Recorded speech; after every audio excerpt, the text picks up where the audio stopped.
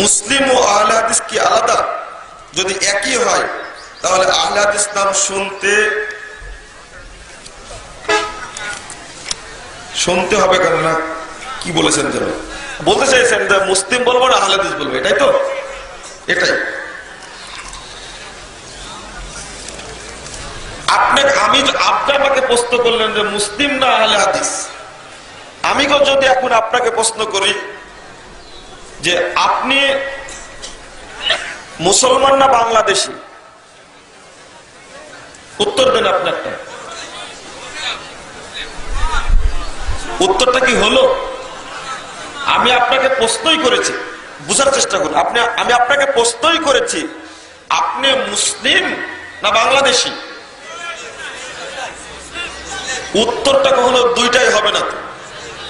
আমি আপনাকে প্রশ্নই করেছি আপনি মুসলিম না বাংলাদেশি। মুসলিম, তাহলে আপনি বাংলাদেশি নন। থামুন, কথাটা বোঝার চেষ্টা করুন। যদি আপনি বাংলাদেশি বলেন তাহলে কি আপনি মুসলিম নন? আপনি একটা উত্তর দেন। আপনি কোন উত্তর দেবেন? আপনি মুসলিম না বাংলাদেশি? যারা উত্তর দিচ্ছেন আপনি বাংলাদেশি মুসলিম, তারা প্রশ্নটাই বুঝেননি। আমি আপনাকে প্রশ্নই করেছি যে আপনি মুসলিম না বাংলাদেশি, আর বলছেন যে আমি বাংলাদেশি মুসলিম। এটা উত্তর হলো? এই কথা বলেন যে আপনার প্রশ্নটাই ঠিক হয়নি।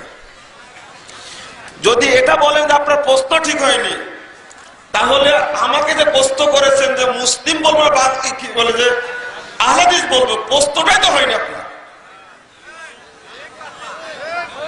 যারা এই প্রশ্ন উত্থাপন করছে তাদের প্রশ্ন করার জ্ঞানই নাই,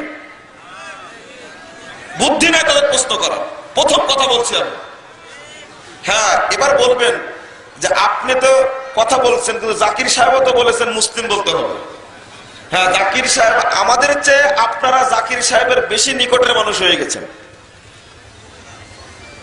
আমরা পাতার পিস টিভিতে আলোচনা করে তার কাছে গিয়ে সাক্ষাৎ করে আমরা অতটা নিকটে হতে পারিনি। আপনারা জীবনে সাক্ষাৎ না পেয়ে, সংযোগ না থেকে, তার সম্পর্কে না জেনে যতটা নিকটে চলে গেছেন। মায়ের চেয়ে মাসির দরদ বেশি। এবার বলবেন, প্রথম কথা সূরা হামিম সাজদা, একটু মনোযোগ শুনুন। সূরা হামিম সাজদা 33 নম্বর আয়াতে বলছেন ওমান আহসানু কাওলাম মিম্মান দাআ ইলাল্লাহ ওয়া আমিলা সালিহা ওয়া ক্বালা ইন্নানি মিনাল মুসলিমিন। ওই ব্যক্তির চেয়ে, ওই কথার চেয়ে উত্তম কথা কার?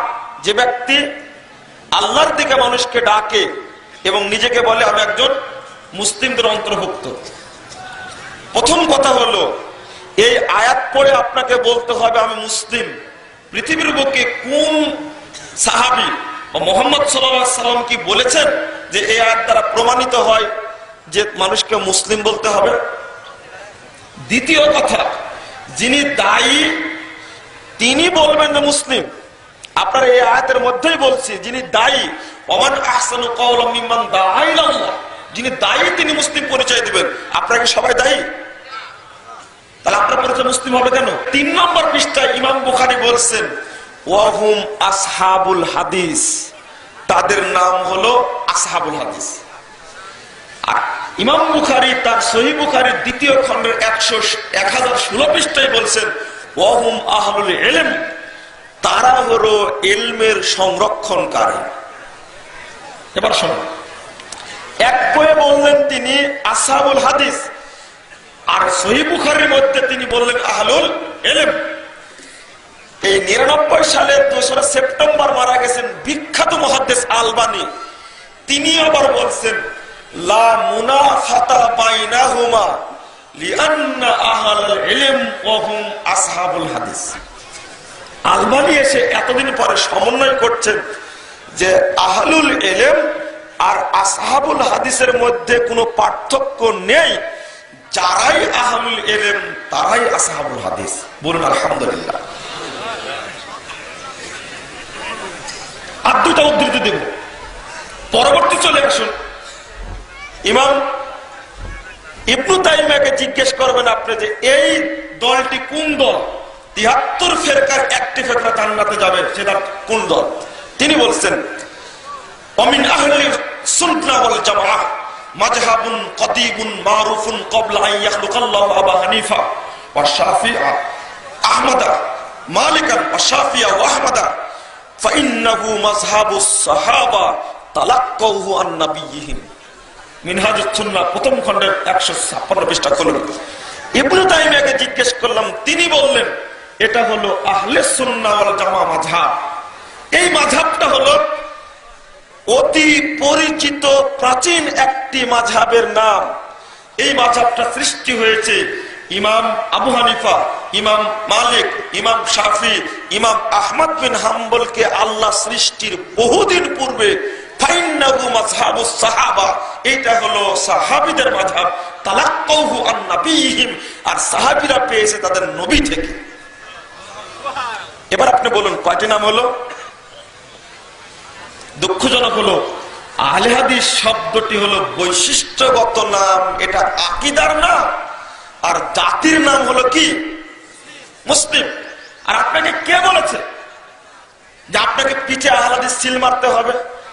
একজন হানাফি ঘরে জন্মগ্রহণ করে তিনি যদি পবিত্র কোরআন এবং সহিহ হাদিস মেনে চলেন, তিনি আহলে হাদিস।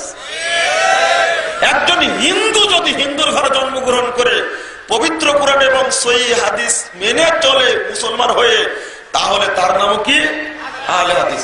তার নাম সৌদি আরবে গেলে সালাফি, বাংলাদেশ থাকলে মোহাম্মদী বা আহলে হাদিস, ইন্দোনেশিয়া গেলে ওর নাম হলো আনসারুস সুন্নাহ, মালয়েশিয়া গেলে তার নাম হবে মোহাম্মদী, আমার দেশে থাকলেও কখনো হবে ফরাজি, কখনো হবে রফাদানি, কখনো হবে হেদাতি। আপনার অনেক পরিচয় আছে, পরিচয় নেই?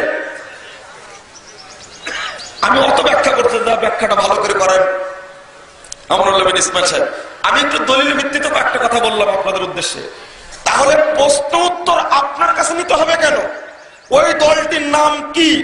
আমি বলছি আপনাকে এমন কোন নাম বের করুন যে ওই দলটির নাম মুসলিম, কোন সাহাবী, কোন তাবেঈ, কোন মুহাদ্দিস, কোন পণ্ডিত, কোন ফকিহ আজকের দিন পর্যন্ত এই হাদিসের অর্থ করেছেন মুসলিম। দেখেন একটা কথা কি পরিষ্কার? শুধু তাই নয়, আরে ইংরেজরাও তো বলেছে এই কথাটি। শুধু বুঝলাম না আমি, এখন নতুন ব্যাখ্যা উপস্থাপন করছি, আমাকে কি বলতে হবে? মুসলিম বলতে হবে। দলিল, দলিল হলো সূরা হজ্জের ৭৮ নম্বর আয়াত, ওয়াসাম্মাকুমুল মুসলিমিন, তোমাদের নাম রেখেছে মুসলিম। আর ওই সূরা হামিম সিজদা ৩৩ নম্বর আয়াত। আপনারা মনে করছেন নিজে নিজে অর্থ করেন, ভুল পথে যাবেন, যে না এই অর্থ থেকে বিরত থাকতে হবে। এই নামটা হলো বৈশিষ্ট্যগত নাম।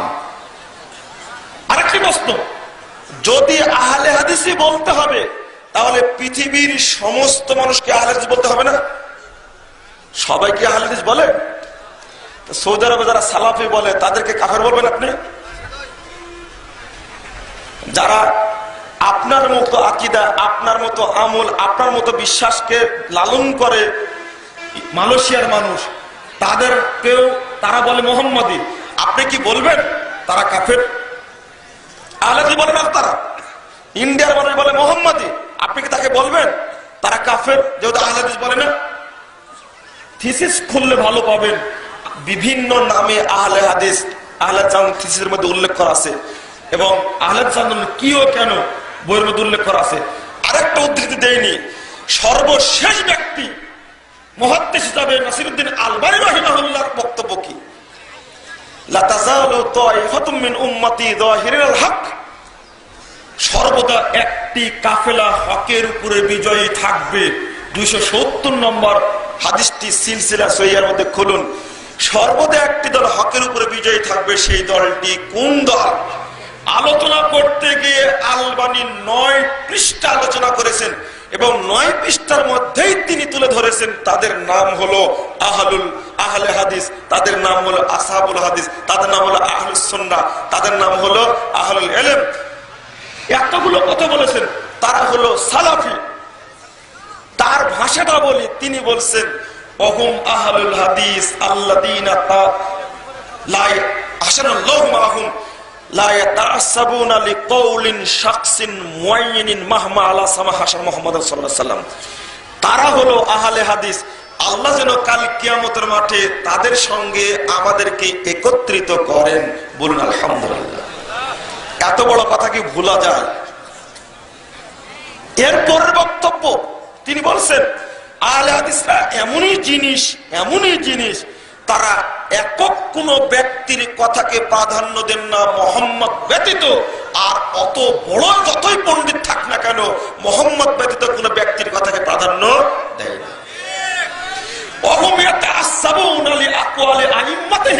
পৃথিবীর অন্যান্য সকল দল তারা আঁকড়ে ধরে থাকে তাদের ইমামের বক্তব্য। ওয়া আহলুল হাদিস ইয়াতাআসাবুনা লিআকওয়ালি নবিয়িহিম, আর আহলে হাদিসগণ তাদের নবীর বক্তব্য আঁকড়ে ধরে থাকে। এরপর তিনি বলছেন, ফালা আযাবা বাদা হাযাল বায়ান, আমি যে বক্তব্য দিলাম এই বক্তব্য শুনে আশ্চর্য হওয়ার কিছু নাই। কারণ আইয়াকুনা আসহাবুল হাদিস হুমুত তাইফাতুত তাহিরা ওয়াল ফিরকাতুন নাজিয়া বাল আল উম্মাতুল ওয়াসা আশওয়াদা ওয়াল খালক। তিনি বলছেন আশ্চর্য হওয়ার কিছু নাই, এই আহলে হাদিস গণই তারাই হলো বিজয়ী কাফেলা, তারাই হলো ফিরকায়ে নাজিয়া, তারাই হলো কাল কিয়ামত মধ্যমপন্থী উম্মত, শ্রেষ্ঠ উম্মত, তারাই হলো কাল কিয়ামতের মাঠে রাসূলের পক্ষ থেকে সাক্ষ্যদানকারী। বলুন আলহামদুলিল্লাহ। এটা লেটেস্ট কথা আপনাদের বলে দিলাম। সুতরাং এই নিয়ে কোনো বিভ্রান্তি করার প্রয়োজন নেই। আপনি বিভ্রান্তি করছেন কারণ না জানার কারণে। হ্যাঁ, জাকির নায়েকের কথা বলছেন, ওই যে বললাম কথাটি, গত বছর পহেলা এপ্রিল তারিখে কিষানগঞ্জ সম্মেলন হয়েছে। আহলে হাদিসরা তাকে নিয়ে আসছিলেন। আগামী 27, 28, 29 তারিখে মুর্শিদাবাদে আসবেন। যদি তিনি আহলে হাদিস নামটি না বলে দাওয়াতি কাজ করতে পারেন আর আহলে হাদিস ভাইদের সহযোগিতা নেন এবং তাদের প্রোগ্রামে অংশগ্রহণ করেন, তাহলে কি আপনার আপত্তি আছে? আর পৃথিবীর অন্য কোন ব্যক্তি আছে, কোন মাযহাব আছে, কোন তরিকা আছে, ওই ব্যক্তিকে ডেকে নিয়ে প্রোগ্রাম করাবে? পিস টিভি খুললে কাকে দেখতে পান? আব্দুর রাজ্জাক ইউসুফকে। তিনি কে? পিস টিভি খুললে দেখতে পান কাকে বসে আছে? বদরুদ্দীন নাদবিকে। তারা কারা? সবাই আহলে হাদিসের শত্রু? সব তথ্য বলা যায় না, এই জন্য বললাম না, এতটুকু একটু খুলে বলতে চাইলাম। সুতরাং আপনি মুসলিম না আহলে হাদিস, এই প্রশ্নটা যেমন অযৌক্তিক, আমি অনুরূপ ভাবে আপনাকে বলবো এই উত্তর দিতে যাওয়াটা অযৌক্তিক।